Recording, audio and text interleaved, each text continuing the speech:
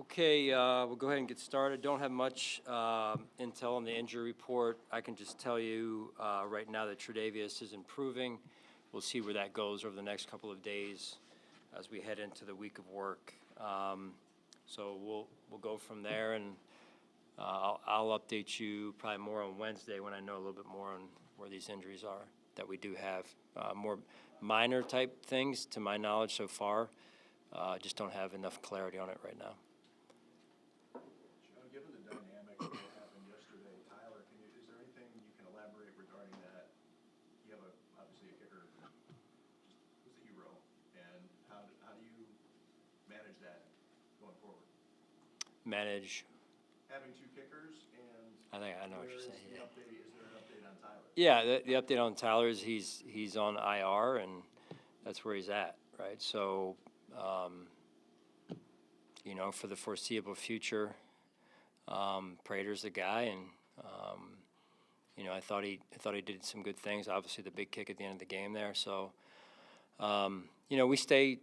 Tyler's our guy. Tyler's one of our guys that we've had around here for a number of years, and he's done well, and we're going to help him get through this injury piece, and that's the medical staff's job as well as his job. And but we don't forget him, and it's important that we keep him going here and headed in the right direction.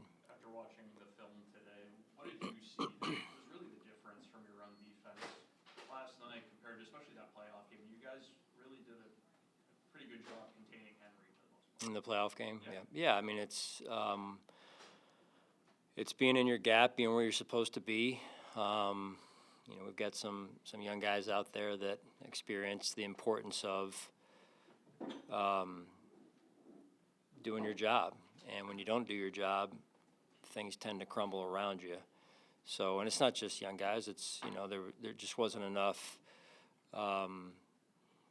overall consistency, I would say. I thought we played pretty good early in terms of that first series at times, especially the sequence that led to the third down where we got off the field, and then the last three drives of the game. In between that was too inconsistent. There were moments that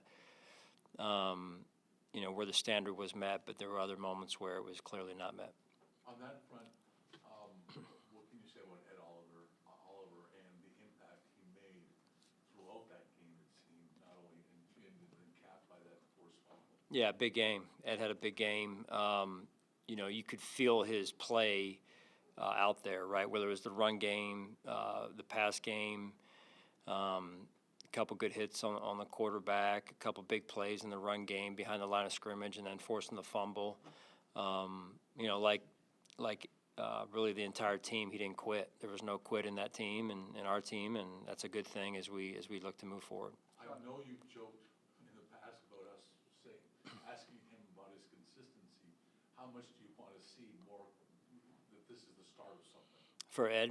Yeah, I mean, it's important, right? You want to continue to grow and improve and evolve, and he wants to continue to take his game to another level, and he's shown that he's worked and put himself in that position. Now it's the week in and week out intentionality that you take into every week, and you see what he can do when he's in that space. What did you see from Dorian Strong in his first outing in a big spot? Yeah, young player going out there, getting his first experience. There's like all of us, he wants some plays back, but I thought he really did some good things. I mean, the touchdown saving tackle on one of the long runs by Henry. You don't see a lot of corners finishing off that play, especially when it's one-on-one with Derrick Henry. So I thought I was impressed by that, how hard he played. Those are good first steps, and that we can grow with and teach around. Sean, can you explain the rule, how it was explained to you maybe? There's a lot of confusion on the two-point conversion. What happened, what didn't happen? Could you explain With Keon being called out of bounds, coming back? There's a lot of confusion. People asking us, and I'm not clear on the rule either. Could you explain that? Well, yeah, I mean, and to be totally clear, I haven't gone through it inch by inch yet, but what came up on the field was quarterback in the pocket versus out of the pocket, and the call of being able to push a guy out of bounds versus not, right? So That's the call was made of, illegal touching or whatever they called, and then, I didn't have a replay, but upstairs had a replay, and at first we thought, hey, ICT, illegal contact with quarterback in the pocket, and then they thought maybe, our people in the press box thought maybe it was out of the pocket too. So, I haven't gone back yet and been specific with that play yet. There was a lot going on, and that was a could have become a big play for us right there. Yeah. Sean, what can I know it's week one, a win like that do for this team moving forward? Yeah, it is week one, and again, like I said, you're looking for qualities that stand out. It is great to win. We don't take that for granted. What you're also looking for, though, other than the result, is the qualities that lead to a successful, good, sound football team. And one of those things is winning a close game early in the year. Coming back from down 15 or what have you is also important in winning those games, and building resiliency, never quitting, staying connected as a team throughout, staying present, being able to figure it out together. I think those are great early signs. We've got a lot of work to do at the same time, and it is one game. And so in this league, if you get too high on the horse, you will fall rather quickly. So we have to want fans to enjoy it, and we're enjoying it, but we have to do our jobs and start to turn our attention to the Jets. Joey Bosa talked about how after the game it was like, I guess I didn't realize what this culture was. He was talking about, he was admitting that at some point he's like, all right, boys, let's try to put some good stuff on film from he's conditioned that way, and he was saying, I need to start thinking a little differently around here. With that culture, and you're obviously been in it, so maybe he's seeing it a lot differently than you've experienced it as it's grown. When did you get to a point that we have the ball with a chance to win? We're going to win this game. The confidence and we have Josh Allen, we have the ball here. We're going to win. Yeah. When did I get there? Well, all right. So I guess us as media and as fans, so there's the cynicism that needs to get chipped off over the years. Maybe you felt like that in 2017. Man, we could probably take an hour and talk through this question, Tim.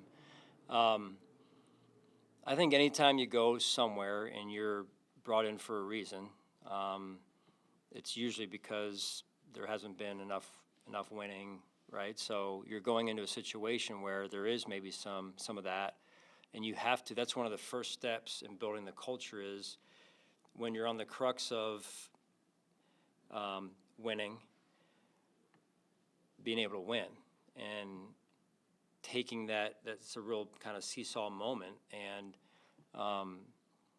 being able to win and get over the here we go again, we found a way to lose type of mindset, type of result, and that's been big for us. I was very intentional about making sure we got past that as soon as we could. And with the players and staff that we had in 2017, we got through that somewhere early on or middle of the season, whenever it was. Maybe it was the I think Tre'Davious White interception against Kansas City when we had come off of losing 3 straight games and went out there and were able to win at the end of the game. And so it's moments like that I think puts you at least over that obstacle, that challenge, and the mindset starts to change, and the culture kind of speeds up a little bit as well. But that's real, and it's like an invisible obstacle that you got to get over. And we're in a good spot. With Josh ball in his hands at the end of the game, what's the mindset there? You need a field goal to win. Josh Allen has the ball.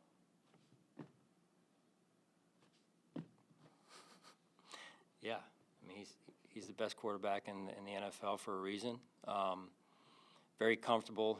We are, as a result, very comfortable in those situations. I can't even tell you what time we took the ball, what was left. I just know no timeouts, and I looked up and I'm like, got enough, we're good.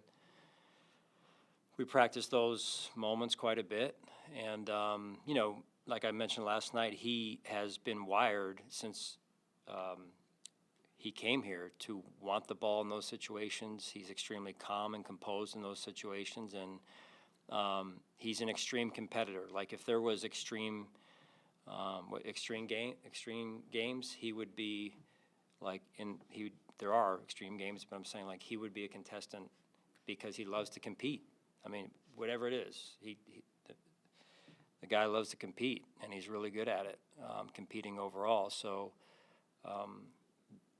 we feel extremely comfortable in those moments, and it goes beyond Josh, though, right? From the practice, from the execution piece, and I think that's they go hand in hand. On That deep, calmness, sorry for you to you're interrupt. good, no, but That calmness from Josh, do you feel like that's been there throughout his career, or is that something in these kind of situations that he's improved on in recent years? I think he came with a good amount of it. When you're playing the way he did in college and performing the way he did, that kind of chip on your shoulder attitude, mindset works well in those situations. And maybe, and you'd have to ask him, but maybe what part has developed here has been maybe some more of the understanding, the defenses you're going to see, understanding how the games could flow in those situations, and situational football. I mean, last night, Josh was tremendous when we got the ball into the lower red zone there, of just his awareness of what was going on and being able to slow the game down. And so our dialogue, my dialogue with him, and his dialogue with us on the sideline was phenomenal and high level. if you look at the defense, you went back, watched the tape, you probably dive into all three levels and things you want to improve on, but specifically with the safety, because we talked so much about that throughout the summer. What did you see from them, and how do you balance any concern, because you spend so much time looking for answers there, and when you come out in the first game, maybe it doesn't go well. How do you balance that moving forward in terms of, not getting to the question, but looking for an answer that might not be on the team right now, if that's the case? Yeah, I let Brandon handle that part of it. For me, it's instilling confidence and belief, reinstilling belief and confidence in the guys who are out there, and working with those guys and being fully confident in those guys. It wasn't our best moments last night, and they know that, and they are looking forward to putting in the work this week to improve, and whether it's tackling, doing things better, and in all parts of the game, first down, second down, third down, so run and pass. So there's going to be some games like that. There's going to be some games like that for younger guys in particular, and you've got to stay committed to the process and your belief in yourself, and eventually the cream will rise to the top, as they say. You For talked about. for all the stuff, for all the support you get and give to those fans, what's your response to or reaction to what happened in that end zone where the fan, kind of got into it with DeAndre Hopkins and Lamar Jackson? I believe he's been now banned from the stadium. Say that again. What's your take on that? Yeah, I'm only aware that it went down. I don't know all the details, so it's really unfair for me to make any comment publicly about it. At the end of the day, we've got a great city and a great fan base, and like anything else, there needs to be mutual respect between those on the field and those off the field. You talked about Josh and the communication on the sidelines. Take us into the communication you're having with Taves and Yep. with Matt Prater, and because you're not going to have a timeout, you got to run kind of the fire drill sort. But you Yep. also have a little bit of time. Can you just kind of walk us through that whole sequence a little bit? Yeah, I mean, and there's a lot of situations. It's funny that when they're managed a certain way and it works out, versus that nobody says anything, but when they don't work out, everyone's resulting, right, and saying, oh, you should have done this, should have done that. But Some pretty cool moments came up last night in the game that probably aren't talked about a lot. I mean, the execution of the 2-minute drive before half, that last play, high level, right, to get the ball out of bounds the right way and get the right amount of distance that we needed, and with 1 second left. 7 seconds is tight to be able to execute that and get it done. And again, we practiced it over and over, and the players executed. Joe made a great call. Josh made a great throw, protection, all that type of stuff. That's high level right there. So that could have been the play that decided the game if you just kind of roll it back and see what was the difference. Scoring before half, the drive you're talking about. Yeah, you're going down and you have no timeouts. So one of the things that you have to do is get your field goal unit on without being able to stop the clock potentially. With a timeout in this case. There's other ways to stop the clock, don't get me wrong, but the way that was coming down, there was a lot of different directions that could have gone, and I think we usually kind of follow up on it, rehash it from both sides. That was a pretty interesting situation unfolding in front of our eyes right there, and it could have gone a couple different ways, which I'm fascinated by, and so not going into too much detail on that strategy-wise going forward, but yeah, we knew that we weren't able to stop the clock. We wanted it to run. We wanted to drain them of their timeouts. When you have an elite quarterback on the other side, you don't want to give him the ball back. And so we wanted to drain the clock out, get them to burn their timeouts, which we did, and yet get the points on the board that we needed. So really for us, it's a certain time on the clock where we feel comfortable getting that exchange, where it's still comfortable for Matt to slow down and kick a good quality kick there. So I thought the players did a phenomenal job, and probably, again, things that aren't talked about. Matt's been talked about, and rightfully so, but Reed and geez Louise, Brad, thank you. I mean, all these new names, Reed and Brad, phenomenal job of, if you kick that thing with 7 seconds, there's still time on the clock we've got to kick it off, so they did a great job of getting that clock all the way down to right around 3, which is where we wanted to snap it so that there was no time left on the clock. So, yeah, it was well executed. Some things even on that play that we can improve on as well as we move forward. Do you have a routine that you go through every game when it comes to watching film? Do I have a routine? A routine, yeah, like this is the way I do it no matter what. And the reason I'm Yeah. asking is, did you watch the film last night differently, especially on defense? Because is there anything that drew you? I guess if you watch it the same way no matter what, then my second question is moot, which is. Go ahead. Do I watch the game differently? If you watch the film the same way after every game, then my next question doesn't matter. No, I do. I don't watch it the same every game the same way. It's really how do I want to allocate my time and prioritize offense, defense, special teams, and I could tell you that today I started with the special teams and went through offense and then into the defensive side, and so that's just how I did it today. Usually, it changes week to week based on where I feel like I'm needed most. My assumption might be that 40 points, the way that maybe you wanted to look at that first, and I was going to ask what you wanted to really dissect. Well, there's a lot in there that I want to dissect, and that's, why don't you tell me about your whole day, Tim, also, and where you allocate your time. A pretty in-depth question. I love it. No, I mean, I knocked out the first two. I appreciate it. The first two, I wanted to get through. Felt pretty good, but I wanted to be able to spend the rest of the morning, with the defensive staff and get in there a little bit and roll up my sleeves a little bit there. So that's kind of how my morning went. I'll be happy to share with you tomorrow's schedule as well if you'd like. Trying to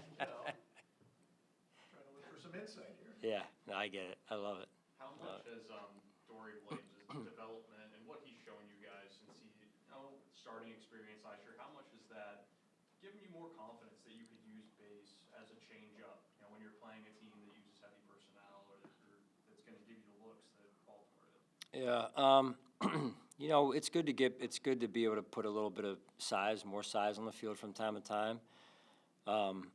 It's more tell me where, how we are health-wise, how we are game plan-wise, and situationally, what situation, may come up in the game. So I thought Dorian did some really good things last night, very physical, played fast, played hard.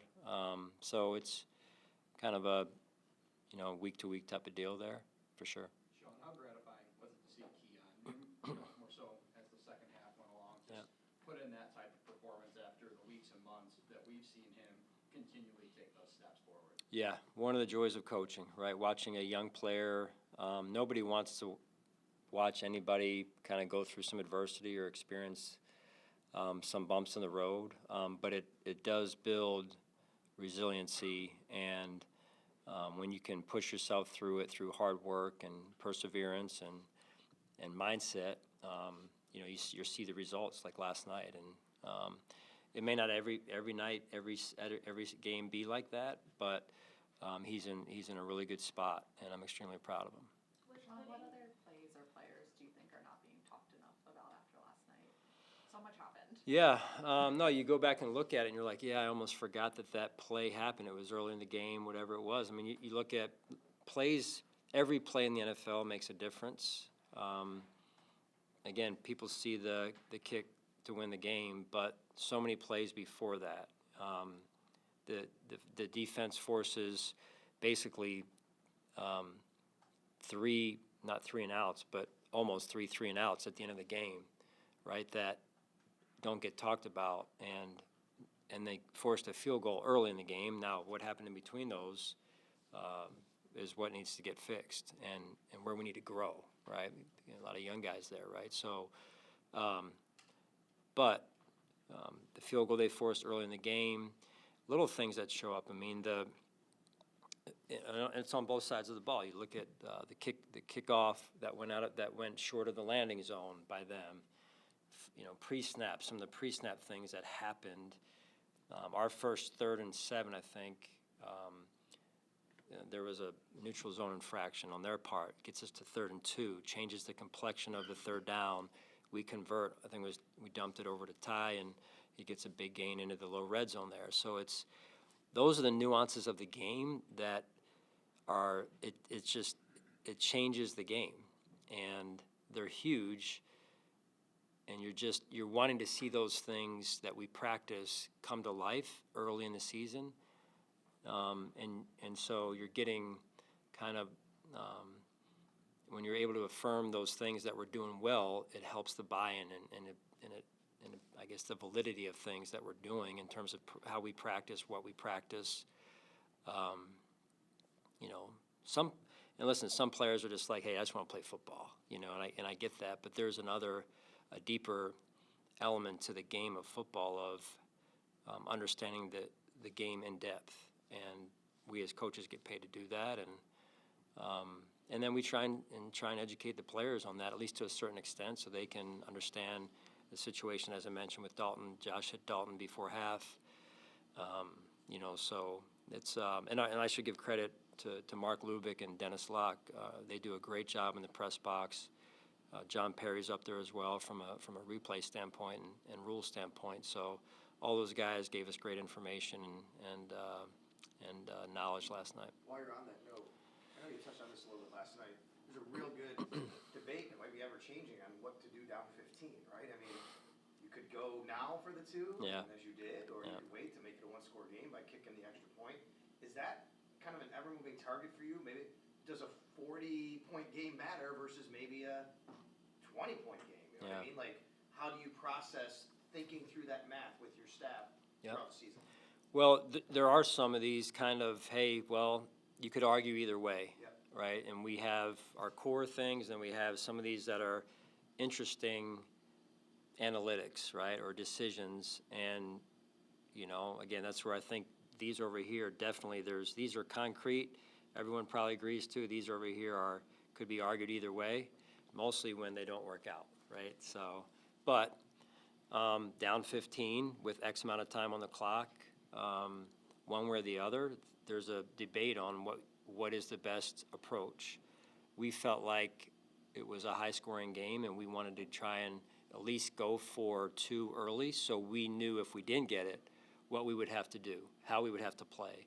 And so that's how the game kind of trended from there on in. And then we had the opportunity to do it later in the game, and I just felt like, as I mentioned before, I wanted to see them play offense. I wanted to put the pressure on them to play offense and not potentially declare the game on that 2-point had we gone for it there, if that makes sense. So I just felt like it changed as we got closer and closer and closed the gap, and I felt like we had momentum, and momentum's, I know, not able to be measured, but somewhere it's out there, right? So it's, I think that's all the fascinating pieces of the game, and the game within the game that unfolds every week, really.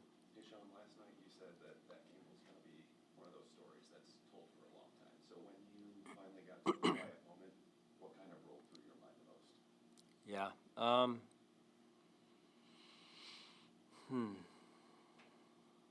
I think what was interesting was how calm our team was through it all and how focused they stayed. The headsets, you guys don't get a chance to hear the headsets, but the headsets were buzzing consistently through the game from start to finish in a good way. Like you didn't know whether we were up or down in a healthy way. The players kept playing, they didn't quit. Again, that's, as a coach, those are pivotal moments early in the year, and you're trying to get, you don't want close games, but you want to be able to win one early in the year. It doesn't do everything for you, but it's a start. It's a step in the right direction. I do feel like, the moments that you can experience as a coach, the moments that I've been blessed to experience here in this stadium with this organization, when they're playing Mr. Brightside, that stands out. That stood out to me last night, after the game, and you're seeing the players. You're seeing the faces of the players. These are grown men playing football that are unbelievable, that had an unbelievable amount of joy on their faces last night. It's just, you get reminders once in a while of why you do it, and I think that's pretty cool. Coach, you mentioned how calm the players were and how calm Josh Allen is in those big moments, but with like 1:30 left on the clock, no timeouts, and so much communication going on in your headset trying to plan for a touchdown or a game-winning field goal, how are you able to be so calm in those moments as well? Yeah, I think we do a really good job, Maddie, of rehearsing it. We're not perfect. Nobody is, but we try and be intentional about our planning. It's like going on a road trip, right? Getting out the old map, right, and trying to plan it out ahead of time. But also, hey, what if it doesn't go that way and it goes this way or the other way? And there's a lot of people that use the mental visualization things, and listen, as coaches, we're no different. We're performers as well, and you want to be able to execute in those moments and execute well, and I think that's a big piece of it as well. All right, thanks, guys. Thanks, John.